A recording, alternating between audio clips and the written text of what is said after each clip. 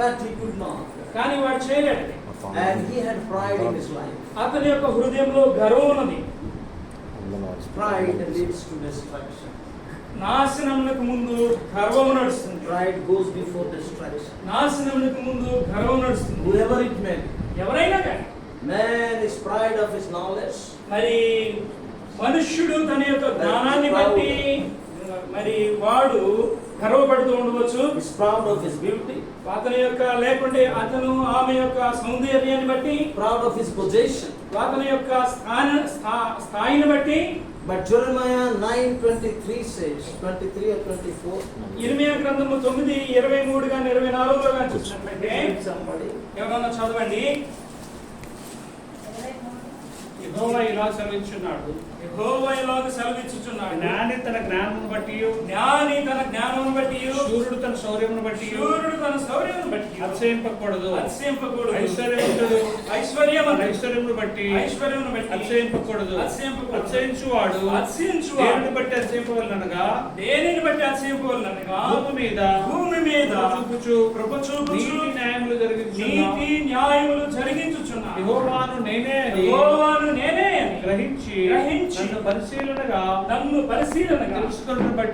తెలుసుకొనుట బట్టి అతిశయింపవలెను. అట్టి వాటిలో నేను ఆనందించువాడనని యెహోవా సెలవిచ్చుచున్నాడు. Our God is true God. మన దేవుడు సత్యవంతుడు. He's a righteous God. ఆయన నీతిమంతుడు. Righteous means he's just God. ఆయన నీతిమంతుడు అంటే న్యాయవంతుడు అని కూడా అర్థం వస్తుంది. He executes justice. ఆయన ఎల్లప్పుడూ కూడా నీతి న్యాయాల్ని జరిగించేవాడు. We should know personally. ఆయన్ని వ్యక్తిగతంగా మనం తెలుసుకోవాలి. That's why Jesus came to this earth. అందుకే యేసయ్య ఈ లోకానికి వచ్చాడు. And he's told, ఆయన ఈ విధంగా చెప్పాడు. John chapter 8 verse 32. యోహాను సువార్త 8. Know the truth and the truth shall deliver you. సత్యమును మీరు ఎరిగినట్లయితే సత్యం మిమ్మల్ని స్వతంత్రులుగా చేయును. Because of sin, పాపమును బట్టి there was fall in human life. మానవుని యొక్క జీవితంలో పతనం వచ్చింది. Satan had fall. సైతానుడు పడిపోయాడు. Because of his pride. అతని యొక్క గర్వాన్ని బట్టి. The man can also had fall. మనుషుడు కూడా పడిపోయాడు. Because of his disobedience. అతని యొక్క అవిధేయతను బట్టి. So these are considered as the sin against God. మరి ఇవన్నీ కూడా దేవునికి వ్యతిరేకంగా పాపము చేయుటను సూచించుచున్నవి. Violating the commandment or rule of God is sin.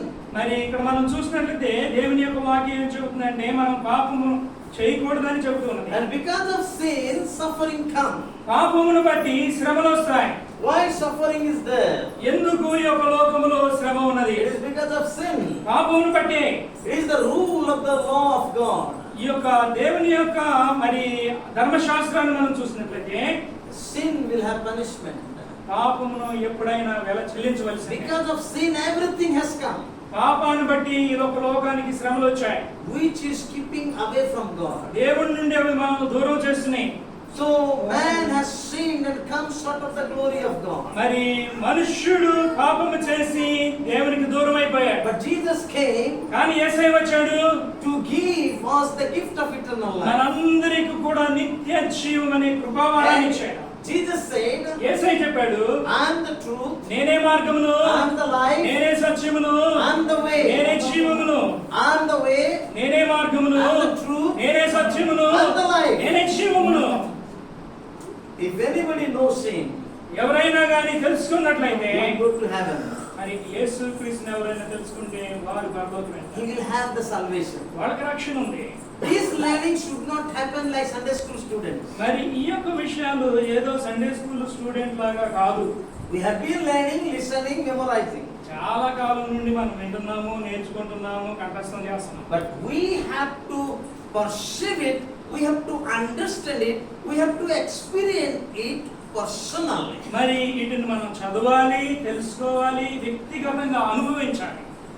Then only we will know what does it mean that if you know the truth, truth will deliver you. అప్పుడు మాత్రమే మీకు తెలుస్తుంది. అంత మాత్రమే కాదు, సత్యమును మీరు గ్రహించినట్లయితే సత్యము మిమ్మల్ని స్వతంత్రులుగా చేస్తుంది. From where he will deliver?